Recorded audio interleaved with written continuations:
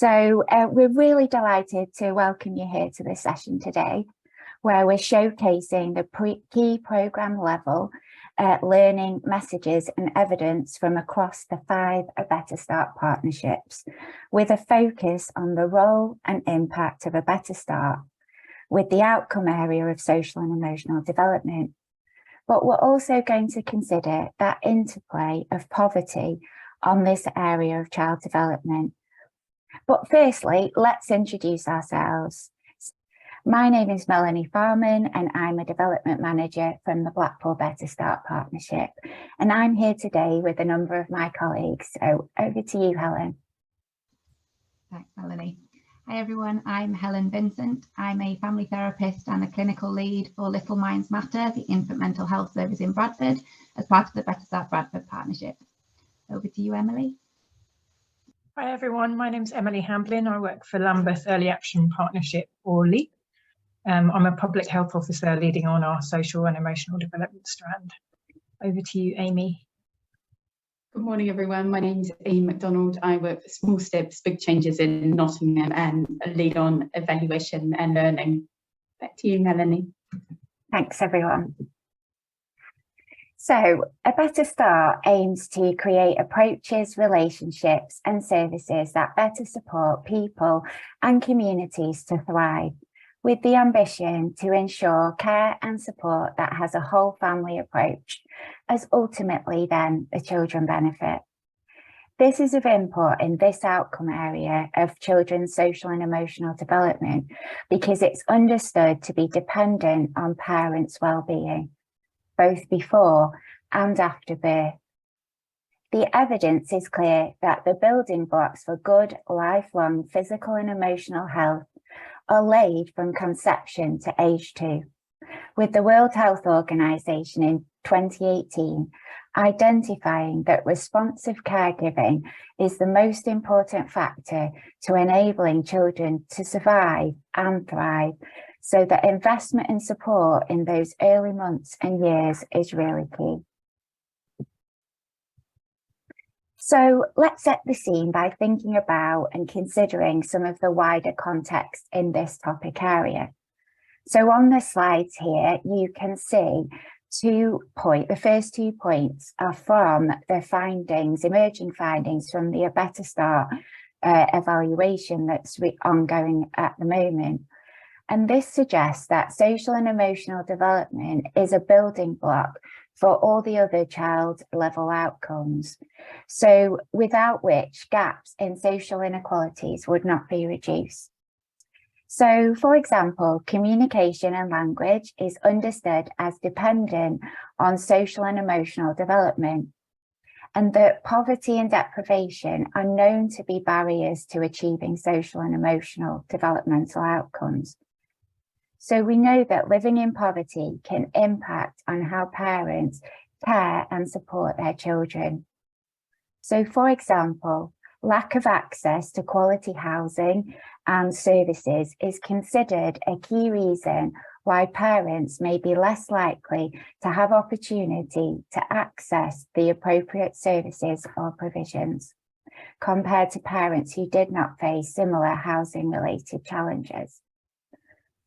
A report from Oppenheim and Milton in 2021 also identified that 1/3 of families with young children were living in relative poverty in the year 2019 to 20.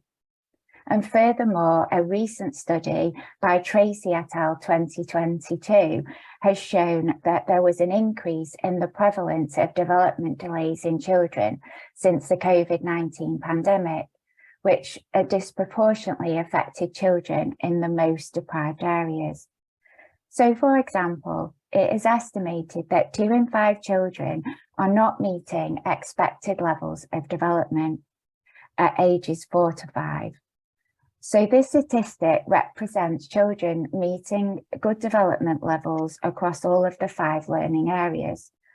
And those reaching good development levels in personal, social and emotional development are 77.7% post-COVID compared to 84.8% pre-COVID. So let's have a look at some of the drivers for our work at Better Start Partnerships. And some of these were spoken about and highlighted earlier by our director. So let's think about them a little bit more now. Of particular interest, which is highlighted on this slide, is the Family Hub and Start for Life programme, with several of the Better Start partnerships being identified as Start for Life sites. The strand for the Start for Life programme with the largest portion of investment is the Perinatal Mental Health and Parent-Infant Relationship Support strand. And the emphasis in that strand is on the importance of sensitive and attuned caregiving, and one that promotes that positive early relationships.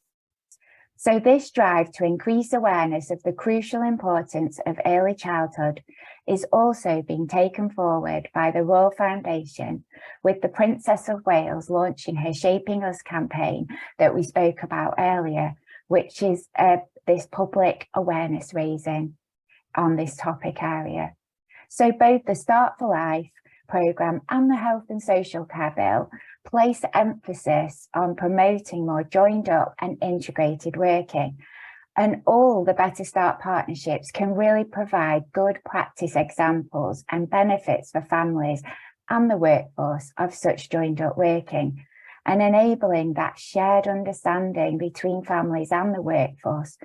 And it's really been proven to be the vehicle for enabling better decision making for practitioners through access to having lots of wider sets of information.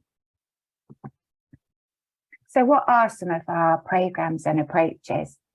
And it's really evident that providing this early intervention and having a range of services for pregnant people and families is a crucial way to target the negative impacts of inequality. And across our partnerships, we have a range of such evidence-based approaches and programmes. And this slide just highlights just some of those that support the social and emotional development, many of which start in pregnancy, such as baby steps for baby's sake, small steps at home, and a doula service, just to name a few. And we're always really excited and welcome people reaching out to us to talk more about these programmes and share the learning. So please do get in touch if there's something you want to learn more about, because we are going to bring some to life for you today, but we can only share a few. So we'll look forward to hearing from you, hopefully at a later date. So we're going to be sharing and highlighting two common approaches, because we know there's a clear commitment across the partnerships to supporting families who are affected by different and multiple forms of disadvantage and inequality. And a variety of evidence is embedded throughout the work of a Better Start at programme, partnership and service level. And while we know there have been challenges on the way, there have also been so many opportunities for us to learn as partnerships and help develop our approaches. And the two that we're sharing with you today are highlighted here on the screen, with number one being addressing the baby blind spot, and we'll bring that to life through highlighting our parent-infant relationship support. And number two is our partnership working through parental mental health and parental wellbeing support. And again, we'll share some case studies about that. And Tara, our director from the Better Start Southend, really highlighted earlier that our key element across the Better Start sites is our partnership working, and most importantly, how we work in partnership with our communities. So I'd like to hand over now to Helen to talk to you about addressing the baby blind spot.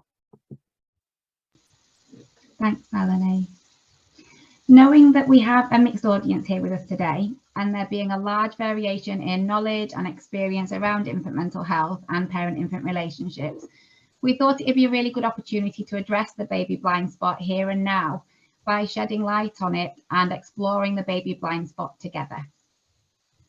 So we'd like you to join us in an activity where we each share what comes up for each of us when we're asked, in what ways do babies communicate with us? we'd like to ask each of you to put 3 different ways that babies communicate with us by scanning the QR code here on the left. There's a bit of a spoiler there from the last week. Yes. I'm going like this, trying to cover it up so nobody can see, but I know that won't make a difference. So yeah, I guess just thinking what would come up for you if you were asked the question, what ways do babies communicate with us? So if you scan the QR code, put the 3 things that come up for you, and we'll just collate those responses.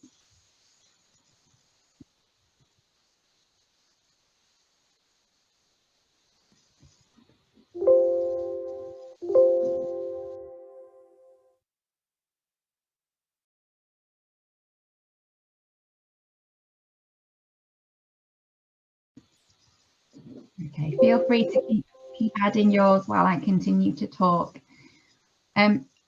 Without the spoiler, obviously. I wonder how easy people found it to come up with 3 words. Did you face any stumbling blocks? Was it easy maybe to come up with 1 or 2, but then finding it more tricky to come up with a 3rd, for example? It's great to see that you've identified many different forms of communication from babies here, such as mirroring facial expressions, waving their hands, turning away, shouting, just to name a few.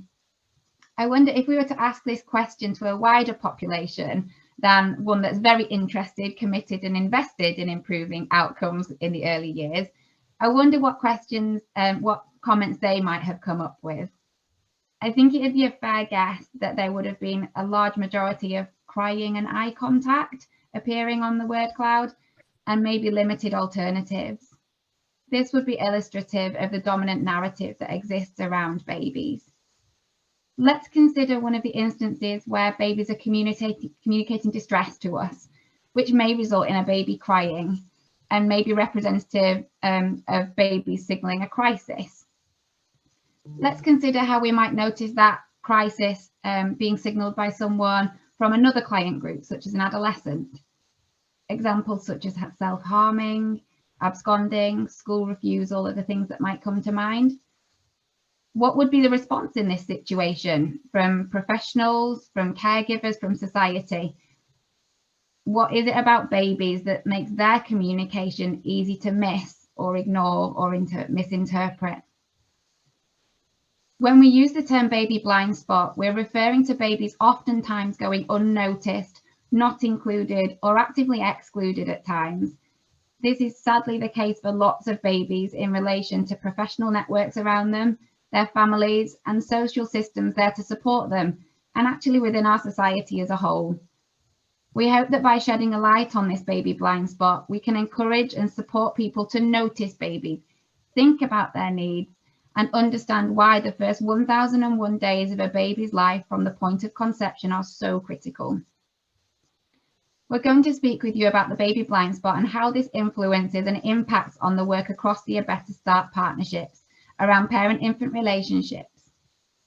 We know that there's a continued need for us to address the baby blind spot, and that the funding through Start for Life presents an opportunity in relation to awareness of parent-infant relationships and access to universal, targeted and specialist support. There's a need for a strong voice for specialist parent-infant services in the context of overwhelming pressures on CAMHS. I'm now going to hand over to Emily from Lambeth. Thank you, Helen. So I'm going to talk a bit about how the ABS partnerships work to address the baby blind spot in their local areas through starting and building these conversations around infant mental health. And when we refer to infant mental health, we're talking about the social and emotional well-being and development of children in the earliest years of life. So awareness around infant mental health is increasing, but as Helen explained, it can still be an unfamiliar concept to families and some members of the children's workforce and decision makers. So we know that early relationships influence babies' brains, including during pregnancy, because the womb is an interactive, relational space. And there's a growing body of evidence demonstrating the importance of early relationships for life outcomes and the value of early intervention. So by sharing the science around baby brain development, we can equip practitioners to identify and respond to families' needs and empower parents to support their children's development through day-to-day interactions. And practitioners play a really important role here in sharing practical tips that feel manageable to fit into families' lives despite the many pressures they might be facing, and showing parents what they're already doing well. So e-concepts and common language can help us to make complex scientific ideas more widely accessible and build a shared understanding of how babies' brains develop. One example of this is the idea of serve and return, which uses tennis as a metaphor to describe back and forth exchanges in which a child reaches out for interaction using some of the ways of communicating that you identified in the Slido. So things like eye contact, facial expressions, gestures, babbling, or touch. And the caregiver then returns the serve by offering acknowledgement, comfort, help, engaging in play, or following the child's focus of attention, or naming what the child is seeing or doing or feeling. And the caregiver then allows the child time to respond.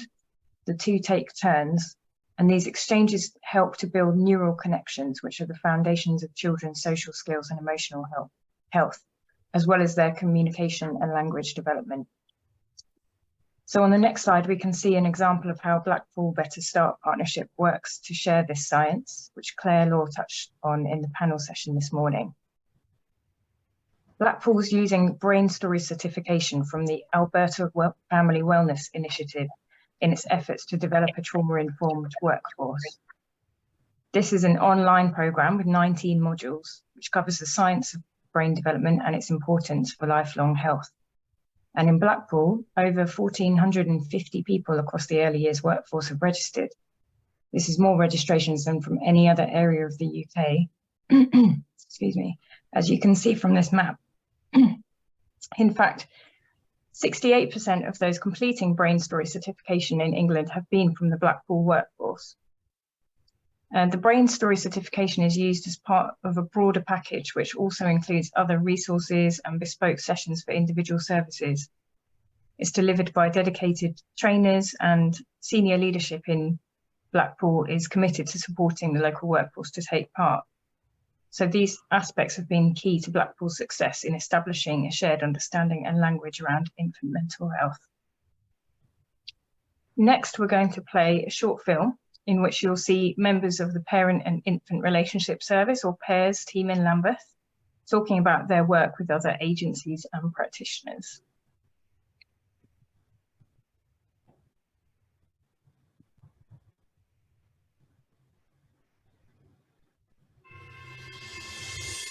The parent-infant relationship is perhaps the single biggest factor in terms of the future happiness and health and safety of Lambeth babies. So it's absolutely crucial. There's no better argument really for us as practitioners, professionals and as parents to be identifying early difficulties in the parent-infant relationship, thinking why these difficulties might be there, and then planning and offering services and interventions which really address difficulties in the parent-infant relationship. One of the key ways that we work at PAIRS is by trying to create a team around the parent-infant relationship. So no single intervention, no single practitioner can really meet the needs of children and babies and their families. So that team working across different services, across different practitioners, is what's going to help families the most. So an everyday part of my job really is linking up with Better Start workers, people from health visitors, midwives, adult mental health, all thinking together about how we can meet the needs of the baby and how we can support the parent-infant relationship. At PAIRS, we love to support practitioners in their thinking around working with families and the parent-infant relationship. And we offer consultations, which is basically reflective thinking space for a practitioner. And we offer that to practitioners across Lambeth. And we also offer training and professional development opportunities for Lambeth professionals. So always thinking with other professionals and trying to work in partnership with the families and with the professionals to think about the varying needs of the family. So we actively try not to work in isolation with the family. We're really keen to link families up with suitable services to meet their needs.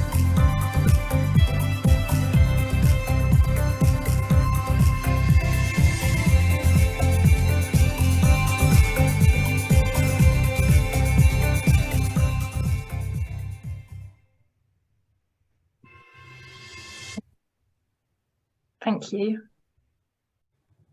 Can we just go back one? Yeah, perfect. Thank you. So you can see in the chat, there's a link now to the full video that we've just seen, which is a bit longer and includes some voices from parents. So do check that out. And you can see that the kind of outward looking approach that Pears described there is common to parent-infant teams, and the Parent-Infant Foundation has identified workforce development and support as an integral component of what parent-infant teams are and do. It describes them as experts and champions who ensure that all parent-infant relationships are supported by offering training, consultation, supervision to other professionals, and also advice to system leaders and commissioners. So this happens across ABS partnerships in various ways, which you can see on this slide. And you've just heard from Pears about how they combine several of these elements. So Pears have trialed several different training approaches and now have a kind of 3-session package, which a local midwife has been involved in designing and delivering with them. They also have an offer for local practitioners, which includes regular reflective spaces for certain practitioners, especially those who are involved in delivering circle of security parenting and baby steps in Lambeth. Case discussion, which can be one-off or ongoing. And this can include thinking about challenging behaviours or developmental milestones and how they might link with attachment or relationship difficulties. Advice on connecting to networks that can support parents and infant mental health and signposting families. And finding and really holding the baby or infant's voice and communicating their needs to other agencies. Finally, supporting the formulation of care planning, treatment, and possible referral to other services, including Pears. So the idea is to create a kind of loop whereby practitioners are supported to keep parent-infant relationships in mind in their own work, which supports their practice, but also enables them to identify needs and make appropriate referrals to their local parent-infant team for more specialist support, which then increases the reach of those teams. And in Lambeth, this has been most successful with LEAP's caseload midwifery team, which has become a significant source of referrals to Pears. And that enables families to access parent-infant psychotherapy during pregnancy. So I'm now going to hand back to Helen to talk about how the child's voice fits into all of this. Thanks, Emily. Listening to other adults who speak on behalf of the child is a recurrent message in serious case reviews, and lessons learned tell us that it's vital that we're capturing the voice of the child in our work with families and the case recording that follows. Sometimes practitioners can be overly reliant on what a parent says or their needs. Sadly, this underrepresentation of someone's lived experience is all the more relevant when it comes to babies, some of our potentially most vulnerable members of our society. Allowing the child to have a voice is stated as a basic right by the UN Convention of Rights. Little Minds Matter in Bradford have been working closely with the local workforce to address the baby blind spot. I'll now share a case example of the wider workforce being supported around infant mental health and the significantly positive impact this can have on a baby's life. Following a reflective discussion like the ones that Emily mentioned earlier, with practitioners from the 0 to 19 service, the Little Minds Matter clinicians wrote a statement from the voice of the child. This child was pre-verbal. The clinician will explain here what happened when they presented the voice of the child statement at a child protection meeting. If you can play the clip, please. I read the statement out, and it was so much more powerful than any other way I could have presented it, because it was the child's voice, and it did make a difference because people listened. And how I know that is because after the meeting, the social worker rang me and said, "Send me what you have just said." She said, I want that written down, and I want that. And then a teacher rang me from the meeting the next day and said it had made the hairs on the back of her neck stand up, and that she had to go and talk to her head teacher because she felt so emotional afterwards. So I knew that it had made the impact that I wanted it to. I shared the statement. It's used in the training in the trust now, and I also showed it. I had to. It's called into CQC, and the inspector said it was one of the best voice of the child statements he's ever seen. So I'll now share that voice of the child statement with you that clinician was talking about. I hear lots of loud noises. My mum shouts and I don't understand what's going on. Have I done something wrong? This is very scary. Where's my dad gone and why does he spend time with my brother and not me? I don't seem to have any other family members that come to see me and my mum. I'm not sure who's going to look after me today. Who is my main carer? Is this why I don't want to let go of my mum? Am I scared that I'd have to go to someone else? Can I trust these people to help me? Someone had commented that he seemed to have been loaned out like a library book. When I'm cared for by someone new, they must learn my cues. Will they know what I need, as I can't yet talk to tell people what I want and how I'm feeling? Will my working model of relationships be the same as my mum's? I like it when my mum sits with me and looks at me. I like it when she's calm and available to help me with my needs. This provides me with being with and doesn't push me to feel okay. She did this recently when my health visitor was here. My mum stroked my face and I felt calmer. Maybe it was the oxytocin that was released when she did this. I wish this would happen more often and more consistently. This voice of the child statement being created and shared within the professional network influenced the next steps in the way that the professional network understood the baby's needs and supported the baby and family as a whole. The clinician shared that taking part in reflective discussions where this statement came about reduces her professional stress and gives her confidence that she's doing the best job she can for the child.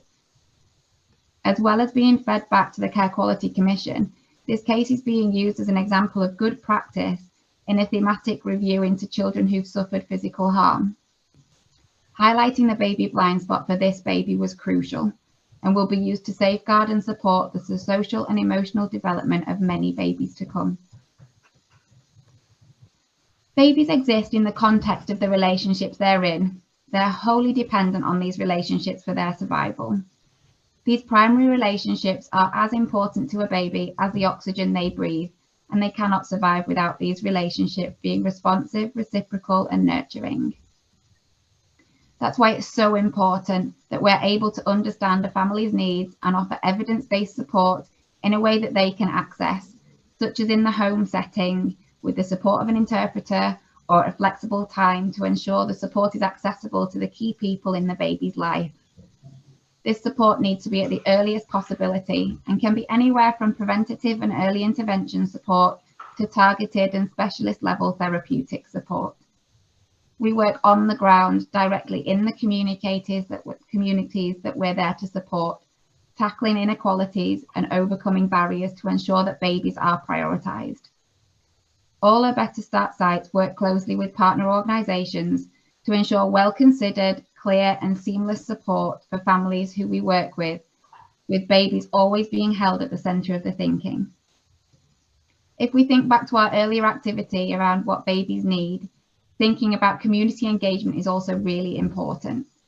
During the early days of our service, we worked closely with our community to understand what they already know about infants, the importance of infant mental health, what they wanted to know, and how we could best support families and the wider community in terms of infant mental health. Together, we came up with 4 key messages for our service. Parent-infant relationships matter. Babies are born ready to relate. Babies can't wait. And support networks matter.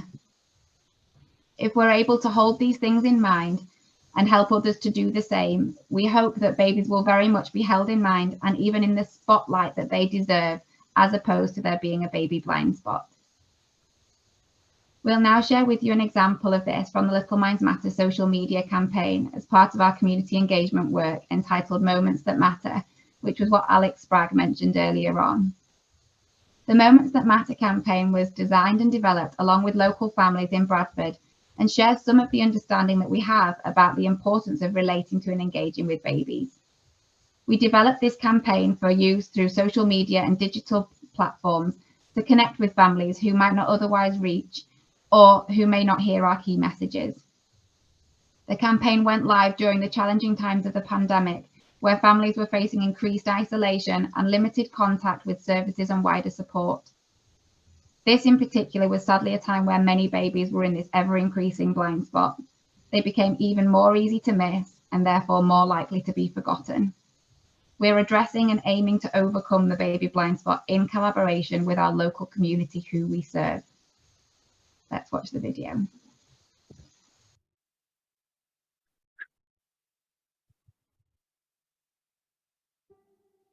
Mummy, I love it when you do baby massage. The touch makes me feel warm and safe. I love it when we play peekaboo together and when you make me laugh. Nana, I love it when we get the bubbles out and we can pop, pop, pop them. I love it when you blow raspberries on my belly. You sound really funny and I want to copy you. I love it when you read to me. Hearing your voice really makes me so excited to meet you. That's how I feel about you. Daddy, I love it when we play games together. Your games really are the best. Oh, there he is. Mummy, I love it when we rub noses together. Your nose against mine makes me giggle out loud. So why not take time each day to have a moment that matters with your little one? For more inspiration and ideas of what you can do at home with your little one to have fun, to feel connected, help with their brain development, please visit momentsthatmatterbradford.org.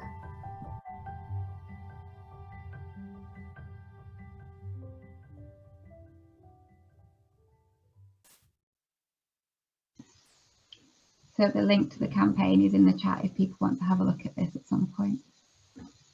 It's absolutely key that we engage with and work collaboratively with our families and local communities as stakeholders. We are fortunate to be able to benefit from rich cultural information and insight to help to guide our service development and delivery. This helps us to ensure that we keep babies at the centre of our thinking and planning to ensure that we continually challenge and break down this blind spot around babies. I'm now going to hand over to Melanie. Thank you, Helen, and thanks, Emily, for sharing that first common approach. So the second common approach that we'd like to showcase today is the A Better Start common approach of partnership working, and how this way of working has been impactful in the area of parent mental health and parental wellbeing support. So several of the respondents who've taken part in the A Better Start national evaluation that we spoke about a little bit earlier discussed how improving social and emotional development for children involves supporting parents and other family members. So whilst this is a key aspect of A Better Start across all the outcome areas, respondents specifically discussed this in the context of social and emotional development outcome area. So we understand children's social and emotional development to be dependent on parents' well-being, both before and after birth. Caring for children can create challenges for parents, particularly if they lack resources and support, which could have a negative effect on a parent's mental health. So parents and children may also experience shared risks, such as inherited vulnerabilities or living in unsafe environments and facing discrimination on deprivation. We also know from national statistics that perinatal mental health problems affect up to 20% of new and expectant mums, and that dads are at increased risk of mental health problems during this time too. We also know from national statistics that perinatal mental health problems affects that we've got a need for more attention on fathers' mental health, with the wider system needing to increase recognition and support for fathers' mental health, And we know from the research that 1 in 10 new fathers suffers from postnatal depression, and higher numbers also develop anxiety at this time. And it's actually been estimated that 24% to 50% of fathers with depressed partners go on to experience depression themselves too. So paternal depression in the postnatal period has been strongly associated with an increased risk of adverse behavioural and emotional outcomes and some psychiatric problems in children. However, the importance of fathers' mental health around the perinatal period is often overlooked. So there is a commitment to father inclusive practice across the A Better Start partnerships. And an example of this is at Nottingham's Small Steps, Big Changes, who, in order to understand the needs and experiences of fathers in Nottingham, conducted a consultation between February and September 2020 with 89 fathers across Nottingham. But only 10% of the survey respondents had been asked or offered support with their mental health since becoming a father. And 91% of them said actually it would have been so useful to receive information about their own health and mental health. So it's really important that support is available for all parents, as when primary caregivers experience problems, it could have a long-term impact on their children. So we know that there's a need for parental mental health and wellbeing support, but what does that look like across the Better Start partnerships? So let's reflect back now on the slide we shared earlier, which highlighted a wide range of programs and approaches available currently. So A Better Start are supporting parents to develop the practical and the emotional skills needed to raise children. So, for example, this is being done through services for parental mental health support, parenting toddlers, positive home learning environments, and supporting families who are affected by domestic abuse. And all these programs have in common the fact that they focus on building early and strong relationships with families, and that they work in partnership, and that's key. So let's bring this to life now through an example from our A Better Start Southend. So this is an example of the Southend Specialist Health Visiting Perinatal Mental Health Support Service. So it works alongside the existing health visiting service, and it offers care for parents facing significant anxieties from that have come about from their current circumstances. And it was developed in response to a gap for support in women who were experiencing that lower level of perinatal mental health concerns. So it really is a true example of joined up partnership working across agencies to promote the health and well-being of families by a holistic approach. And they do so by offering care through a variety of delivery methods. So this could be one-to-one work, or some group-based work, or sometimes a combination of both. And this ensures through this individualised offer for families that they're ensuring the best outcomes for their children. But the focus is truly on that early intervention and promoting that positive mental health and positive relationship with the parent and their baby. So this service also makes a concerted effort to ensure that they connect families to other services in their local community, because this helps them build that initial relationships with these services so that they can then continue to receive ongoing support once discharged from the perinatal mental health service. So since the pandemic, the parents have been experiencing anxiety has risen, with the expectation that more will be affected as the situation of deepening uncertainty and cost of living crisis continues. So the pandemic really caused increased anxieties and isolation, particularly among expectant parents, as the restrictions meant that they couldn't access formal perinatal and maternal support because it was detrimentally impacted. And so due to the identified need in Southend for wider perinatal mental health support, in the autumn of 2020, this service was expanded borough-wide, and they also found that they received increased requests for support for mothers, but also for fathers and partners. So they offer support for both parents. So let's think about the impact, because that's really important. So this service undertook an evaluation, and of the 16 parents who completed the University of Essex survey or interview, they all either strongly agreed or agreed to the following statements in relation to their experiences of the perinatal mental health support service.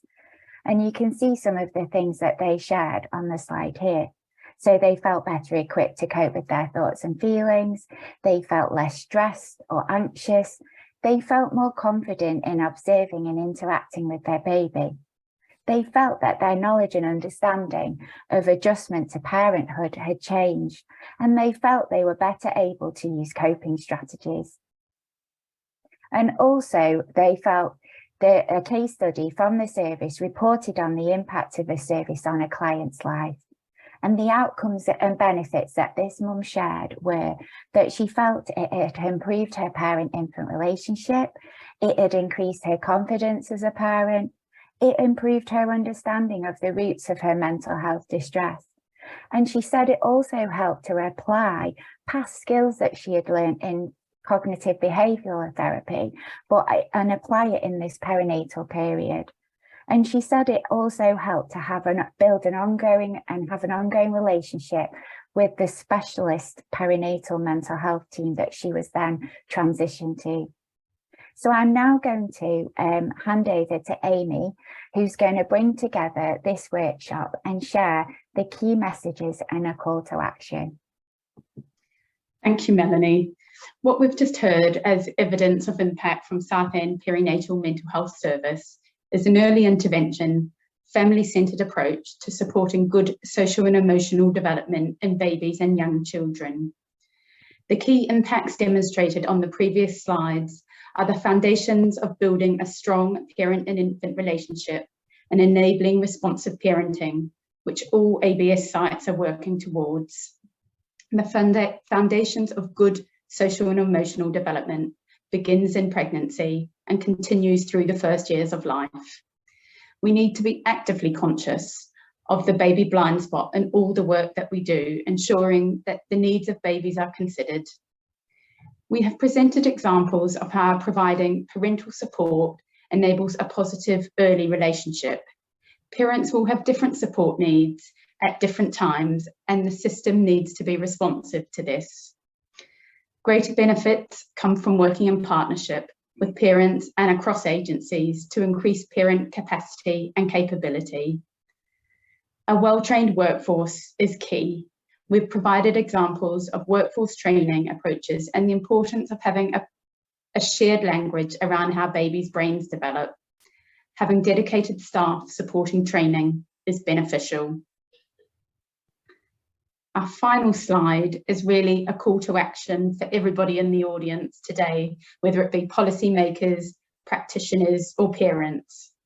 If we accept that good social and emotional development in the early years lays the foundation for later development, now more than ever, with the impacts of COVID still being felt and the layering on top of the cost of living crisis with associated additional challenges for families, we need to get this right. It is important we collectively challenge the baby blind spot within our areas of work and our communities, recognising and responding to the needs of babies and ensuring babies' voices get heard. It is great to see, as part of the Start for Life policy, investment in parent-infant relationship services. Alongside this, there is a need to continue to invest in training for workforce that support families, invest in services that can intervene early when families are experiencing challenges, and for national policies to actively work towards reducing known structural stresses for families. Collectively, These will allow parents to caregive responsibly and support happy and healthy children. Thank you everyone for listening today. We'll look forward to taking some questions now. Thanks, Amy, and thank you to Melanie, Emily, Amy and Helen for that wonderful presentation, sharing the work from across the A Better Start sites on supporting the social and emotional development of our youngest children and their families. Great to hear everything that's going on. Everything will be captured and written in a report. All the links will be put in there and any questions will go in there. So we've only got about 5 minutes, but if you've got a burning question now, do pop it in the chat and we'll try to get to it. But otherwise we will capture them and answer them in the report as well. So I'm just going to pose one question to you, Amy, while we're waiting for any others to come in. I know we've talked a lot about supporting families, supporting mothers and supporting fathers. I know you've done some work in Nottingham specifically around supporting fathers' mental health. Just wondered if you could tell us a little bit about that for a minute or two. Yeah, sure. And I think probably all the sites are sort of working across fathers' mental health. That's priority for all of us. But some of the things that we've been doing locally is we've produced a one-stop information pack for dads, which covers all aspects of becoming a new parent, including sort of signposting to local mental health services. We run a training program for the sort of children's workforce called Think Dads, which helps build staff confidence around engaging with dads as part of the interactions they're having. And we're at the very early stage of developing a campaign, public health messaging campaign, targeted at workforce using local dads, again, sort of raising the importance of making sure they're included in discussions with professionals. Thanks, Amy. Great to hear about that. Anybody else want to come in on the dads, supporting dads in particular, work that's going on locally? Yeah, Sarah, I can speak with that. Yeah, so I know a number of the sites are Start for Life sites, and I know there's a big focus in Blackpool for our Start for Life programme in the perinatal and parent-infant relationship support strand that will be building on and strengthening our peer support for dads in that perinatal period, along with support around the parent-infant relationship. So people can watch out for that and join the sessions. And we're also really excited in Blackpool to be developing sort of creative ways and arts based activities to support parent-infant relationships as well. So again, that's something to watch out for in the future. Great, thanks, Melanie. And as Claire has put in the chat, really amazing work from Pairs. Midwifery is a key service to reduce the baby blind spot. And I think that's across all the ABS work. It really does start early in pregnancy and antenatal. I don't know if anyone's got any comments they want to sort of come in on about that starting as early as possible. Yeah, absolutely, Sarah. All of the work, I think, is like that key early intervention, and a lot of the A Better Start programmes start in pregnancy, and we're very fortunate across the partnerships to have. We've all got parent-infant relationship services at different levels of sort of implementation. Some are really well established that we've heard about today, and then some and more emerging sites, but you know, that's really shows that investment in the early years, and particularly, and those services all offer support in that pregnancy period as well, to build those relationships for families right from the very start. Great, thanks, Melanie. And there's a question from Lou. You're probably right, I probably haven't got time to answer it now, but it's very interested to hear how you have linked in the reducing parental conflict agenda into all of this. We've got about a minute left, so I don't know if anyone can give a quick answer to that, and then we'll have to follow it up in the report.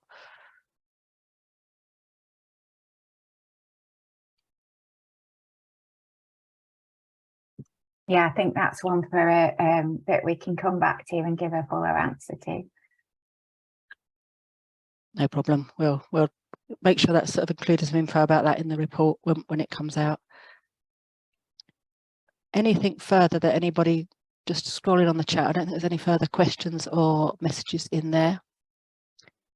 So the breakout room will be closing in about 2 minutes. So just remains for me to say thank you very much again to Amy, Emily, Melanie and Helen. great presentation and great sort of sharing all the wonderful work across ABS. Hope the people listening today have learned something. I'm sure you have. Give you some food for thought to go away and really champion the baby blind spot, champion infant mental health, champion supporting families, and all the wonderful work that everyone is doing. I don't know if anyone's got any final comments before we head back from the panel. I would just thank you to everyone for joining our workshops. And yeah, if you've got any questions, please get in touch and come and visit us.